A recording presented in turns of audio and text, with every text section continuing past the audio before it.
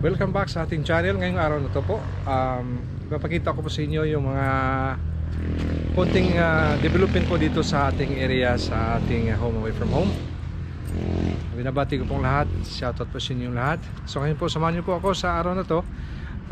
Ipa-update ko po sa inyo yung mga ganap dito sa area natin sa Murcia. Ayan. So yan po, makikita ninyo. Dati po pinakita ko sa inyo yung ating kubo. So ngayon po nilagyan natin ng fence. Ayan. So ang purpose po dito ay kailangan natin siyang lagyan ng fence, dahil po pag wala siyang fence, madali po siyang pasukin yung ating mga alaga. Ayan. So itong mga development natin, papakita po sa inyo. Meron na rin po tayong ito. Gawa po namin ito kahapon. Ayan.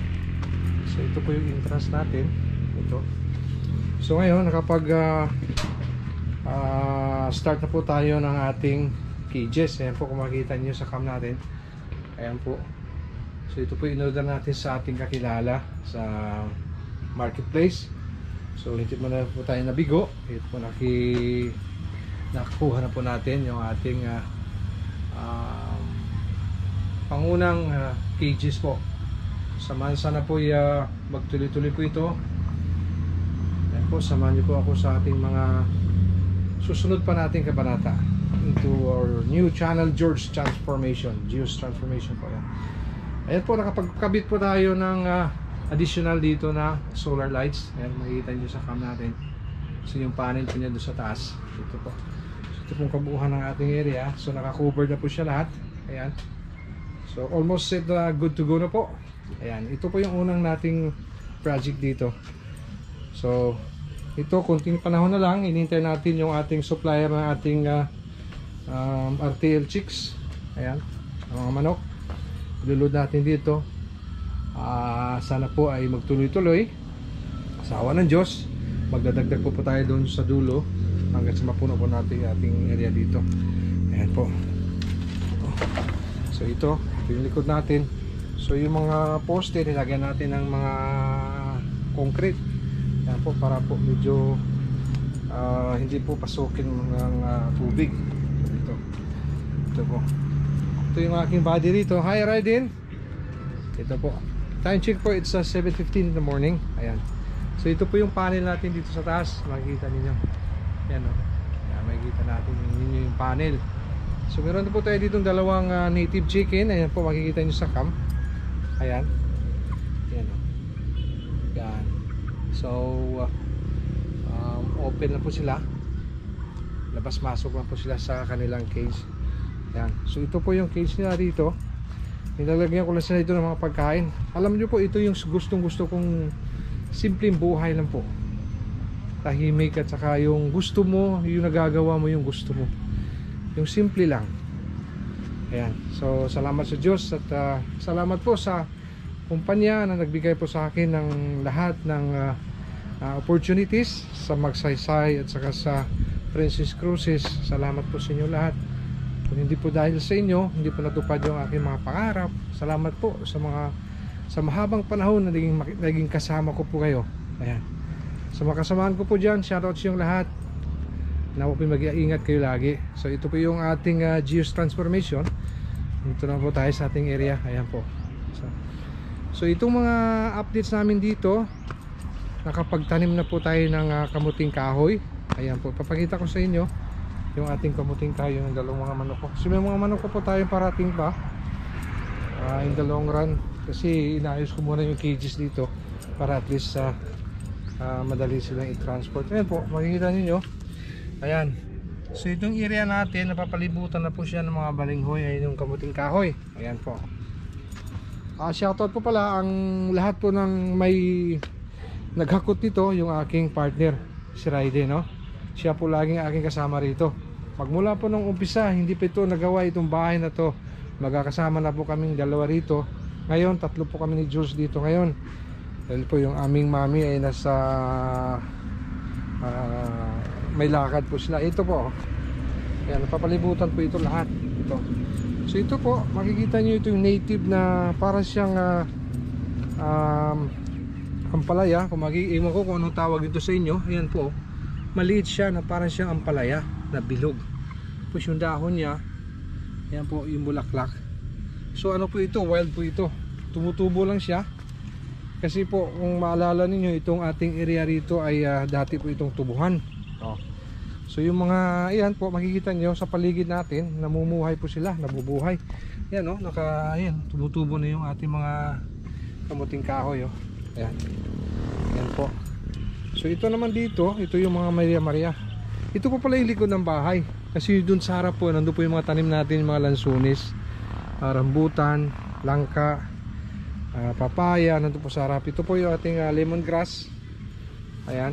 Yung malunggay natin, nabuhay na po. Ayan. Ito sila. Ayan o. Ayan o, nakikita ninyo yung ating kamuting kahoy. Tamang tama po kahapon, umulan. Ayan o. Ayan. Paikot po ito hanggang doon sa dulo. Hanggang doon sa dulo po ito, paikot po ito lahat ng gilid. Tinamnan namin ng kamuting kahoy. Ayan po. Ayan yung manok natin, paikot-ikot lang. So meron naman tayo din ng buhay dito na watermelon. Ayan o. Alam niyo guys, hindi ko po ito tinanim. Ito yung natapon lang. So ngayon, napaka-fertile po ng lupa. Ayan, nabuhay siya o. Ayan, lemon, watermelon po yan. So ito, nagtanim tayo rito ng talisay, kung tawagin natin itong tanim na to. Ayan o. Ayan po. So yung area na to, ito po yung area ni aking sister-in-law, Sandra. Ning, shoutout po sa inyo. Nakahanda na po yung place mo rito. Tama, pag uwi mo na lang. Sana mag-ayos dito, nakapaligid na po. So ito po guys, ayan, naglagay po tayo rito ng open range na lalagyan na po natin ito ng mga paitlogan nila, yung nest. Ayan po, simple na po ito. Ito po'y gawa ng mga used na material nung galing doon sa ginawa doon yung bahay natin na nung itinayo. Ito po yung mga used na mga kawayan. So ito po ginawa ko kahapon, nag DIY po tayo. Ayan, so kanina umaga ko lang natapos. So lahat ng mga poste nilagyan natin ng simento, kagaya ng ginawa natin dito sa kabila, para at least yung tibay niya makakaragdag doon sa makukompress yung puno at saka hindi siya madaling pasukin ng tubig. Ayan po. So ito po yung DIY lang po. Ayan o. Ayan. So nagbumili po ako kahapon ng yero, 2 piraso. Yung haba ay 8 feet. But fortunately kinulang, mali yung ating computation. So magdadagdag naman po tayo.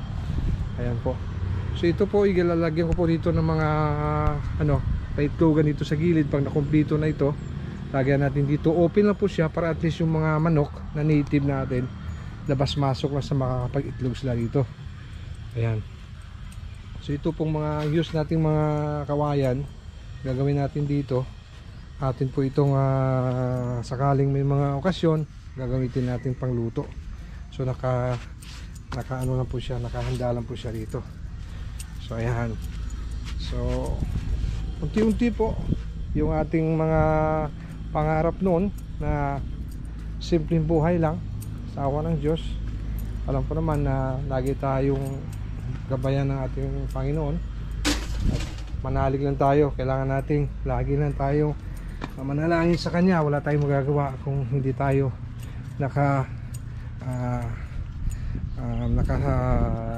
focus lang sa Panginoon. So ayan po. So ito po, mayroon tayo ditong maliit na court. Ito yung laruan ng aking anak, si Jules, saka yung kanyang buddy, si Raiden. So dito sila lagi pag wala silang gawa. Ang libangan nila, improvise po na basketball ring. Ayan o. Ayan. Gawa po yan sa plywood. Plywood na po likod yan, tapos kawayan. So lahat po yan yung mga dating mga material na ginamit natin dito. Kaya makikita ninyo, ito po yung ating area. So ngayon po medyo clear na po yung bundok doon. Yan po yung sa likod natin. Yan po yung likod po ng Mount Canlaon na alam ko naman na updates po kayo dyan sa vulkan. So ngayon po I think it's still alert number level 2 pa rin po ang vulkan. So pero at least hindi na siya masyadong aggressive ngayon. So inaantabayanan na lang po nila na handa po yung ating mga lokal dyan sa mga response just in case na po na muling mag-alboruto na naman po yung vulkan. Yan po sa likod lang natin. Ayan. So iikot ko po kayo dito sa harap ng ating bahay. Ito po yung likod. Makikita ninyo yung likod yan. May saging na tayo itong tinanim. Ayan, makikita ninyo. Ayan, no? So unti-unti lang po. Ngayon po ang panahon dito ay maulan, mainit po, mas madalas umulan. Kahapon po konti lang natin nagawa dahil umulan. So nag-change plan tayo. Dito tayo gumawa sa loob ng bahay. Ayan. So salaga, ikot muna tayo dito sa harap. Updates ko kayo sa mga tanim natin dito. So yan guys, mga ka-transform, ayan po. Yung harap natin, naglagay po tayo ng screen para po medyo ma-eliminate natin yung mga langaw. Ayan po. So at least at the same time, yung mga ulan na tumatama doon sa ilalim ng pinto, nakukubiran po. Ayan. Ayan po. So nagdagdag tayo nyan. Tapos ito makikita ninyo, ito yung pinagmamalaki kong alum-alum kung tawagin dito. Napakasarap po dito mga ka-transform. Kung sakaling marunong kayong magluto nito, lagyan mo lang siya ng munggo, tapos lagyan mo ng gata o ano yung gusto nyo. Napakasarap po. Shoutout po pala kay Dina at saka kay Bayan. Ito po, nagbigay po siya ng blessing itong umaga. Nagdala po sila ng kung tawagin dito sa amin ay laswa. Ayan, pwede ko pa po nasili, pero alam ko ito yung mga ingredients na isinama nila sa luto yung binigay nila. So ayan po, meron po tayong tubo rito. Ayan po, kung makikita ninyo, yan po, tubo po yan. Ito po yung mga inalagaan natin, mga naiwang tubo rito sa area natin. Yan ang ilang puno po yan. Ayan po. Ayan, kung gusto nyo pong mag-try na tikim nito, sabihin nyo lang po, business lang kayo. Ayan po, may mga ilang puno pa po rito naiwan. Hindi man po tayo mahirap kausap. Ayan po, pwede ko po itong i-share sa inyo. Ayan o. Ayan o. Kunti lang po ito. Ito yung mga naiwan dati na inalagaan namin. Ayan o. Inilinis po ito ni Mami. Ayan po, para at least daw maganda tingnan. Ayan. Ayan guys. Ka-transfer. Ayan po, nung araw, hindi ko po kayo na-updates. Nagpinta po tayo. Nag-DIY na naman ng inyong lingkod. Ayan po, ako po may gawa niyan. Sa tulong na aking misis. Ayan, nagpintura po tayo. Na makikita ninyo. Ayan. Ayan, tas at saka ilalim po yan. Ayan, nagpintura po tayo. Ayan. So, ang plan ko sana ngayon, kung hindi lang sana medyo makulimlim, magpipinturan na ako dito sa kabila. Kasi yung project natin sa likod doon, wala na tayong material, tapos na. Kaya lang titingnan ko yung panahon kasi pag sakaling umulan, sayang yung pintura natin. Ayan, nag-DIY na naman po tayo ng ating grills. Ayan po. Ayan o. Ayan, nag-DIY po tayo dyan. Nilagyan po ng grills dito sa likod. At least medyo magandang tingnan. Naglagay tayo ng Gilo Plus sa area natin. So ngayon, yung ating pool. So dahil po wala na tayong mga okasyon, naka-open na po siya. So ang tubig po nito hindi namin tinapon dahil po para sakaling medyo mahina yung tubig, may pandilig po tayo sa ating mga halaman. Ayan po. Ayan o. So may tubig siya lagi kasi just in case walang tayong pandilig sa mga tanim. Alam naman marami tayong mga alagang tanim dito. Kailangan natin may tubig tayo lagi. Ito po oh. Ito yung alum-alum namin kung tawagin oh, guys oh. Napakataba po ng dahon. Ayan oh. Ayan, may kamuting baging tayo sa baba. Ayan. So ito napakasarap nito. Lagyan ng balingon at saka yung let's say yung munggo. Napakasarap nito mga ka-transform. Ayun, no? Marami dito sa paligid namin. Ayun, no? Nakapalibutan po tayo. Hindi namin ito tinanim. Bulaklak siya. Tapos pag once na natuyo yung bulaklak, umahangin na tatapon siya, kusya siyang nabubuhay. Ayun, no? Dami nila. Ayun, no?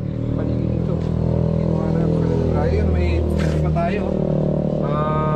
Kung tawagin ay tawag dito yung tugabang pa tayo. Yung ating papaya medyo malaki-laki na. Yan yung papaya natin, yung dahil nga medyo hindi natin nasubaybayan yung papaya natin, lumabas dun sa bakod. So walang problema, wala naman tayong problema dyan kung at least makakashare tayo sa kabila ng mga bunga. May ano na po siya, may bulaklak. Yung makikita nyo yung mga lansunis natin. Ito yung mga lansunis natin dito sa harap. Malalaki na po sila mga ka-transform. Ngayon, no? Matataas na, nakakapag-sheet na po sila. Ayan. Umihi na naman yung aso dun sa gulong ng aking body. Ayan, no? Umihi na naman. Napakahilig nilang umihi dyan sa may rem ng gulong. Yan guys, oh. Ito lang yung isa nating lansunis. Medyo hindi maganda yung ano niya, tawan niya, yan, no? Pero at least buhay pa rin siya. Ito. Oh. Ating kalamansi natin. Yan, marami na naman yung mga bulaklak. Unti-unti na naman siyang nabubuhay. Marami. Ito langka natin, oh. Ayan, oh. Medyo ngayon makaka-recover na to dahil madalas nang umuulan. Mabubuhay na naman to ulit. Yan. Ito yung lemon natin. At saka ito mga ka-transform mo yung aking glutamate. Yung umalis ako nakaraan, ako po nagpunla na ganito, naglagay ng mga binhi. Kaya lang, kunti lang nabuhay dahil siguro sa init. Yan. Yung mga bulaklak na sila. Gamot din po ito. I think gamot po ito sa diabetic at saka sa hypertension. Yan po. So kailangan natin magtanim-tanim dito. Ayan ang ating langka.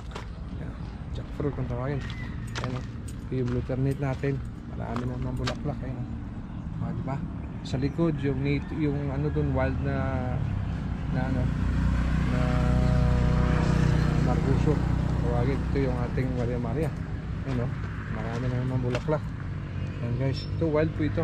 Ito yung glutamate natin. Ayan po, yung ating area dito sa harap. Avocado natin, makaka-recover na naman. Basta. So medyo madamo na, nabubuhay na po yung mga damo. Dahil po madalas na ulan. Ayan o. So yung kubo natin, ano na po yan. Lagi po siyang nakahanda lang siya. Just in case may mabisita tayo na gustong makaranas ng matulog sa kubo, bahay kubo, ayan po, bakante po yan. So yung ating mulberry, mga ka-transform, ang dami na namang luto. Kahapon dami ko nakuha rito. Ayan, pag itim na siya, luto na po yan. Ayan, yan. So isang puno lang po ito, pero madami bunga araw-araw. Dami niyang luto. Ayan, shoutout mo pala kay bayaw ko, kay Inday. Siya po ang may bigay nito. Ayan, daming luto, daming luto na, mga maitim na. Mamaya ito, subukan natin kumuha. Ayun. Yan, ito, di ba?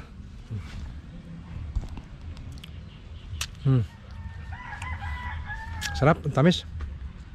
Na? Siya pag may mga tanim ka, nakakain ka ng sariwa. Saka yung pag may tinanim ka talaga, mayroon kang papala. Yung ating papaya, yan yan, may bulaklak na siya sa dulo. Yan, yan, sana maging bunga yan. Yung saging natin medyo tinamaan ng init. So matagal yung ininyo dito, medyo tinamaan yung tanim natin. So yung rambutan natin mataas na rin. Yung ating pumilo, ayun mataas na rin. Yan, natin yung puhod din, natin to. Yung lemongrass, ayan po, mga transform. Ito po yung harap ng ating area rito. Ayan. So sana po ay nag-enjoy po kayo sa ating mga updates sa araw na ito. Kung ano man yung mga updates pa rito in the future, please samahan nyo po ako lagi sa mga kasamahan ko dyan sa barko. Salamat po sa inyo. Ingat po kayo lagi. Please, sa mga hindi pa po nakapag-subscribe, subscribe na po sa aking channel. Don't forget to hit the notification bell po para ma-update po kayo sa ating mga upcoming pang video. Shoutout po pala kay Michael Faustino, kay Jimmy Par, shoutout sa inyo. Kay buddy ko dyan sa Grand, shoutout sa inyo lahat dyan. Kay Nelly, sa inyo lahat. Hindi ko man po kayo maisa-isa ma-shoutout. Shoutout po sa inyo at ingat po kayo palagi. God bless us all. Until next time, bye for now. See you again.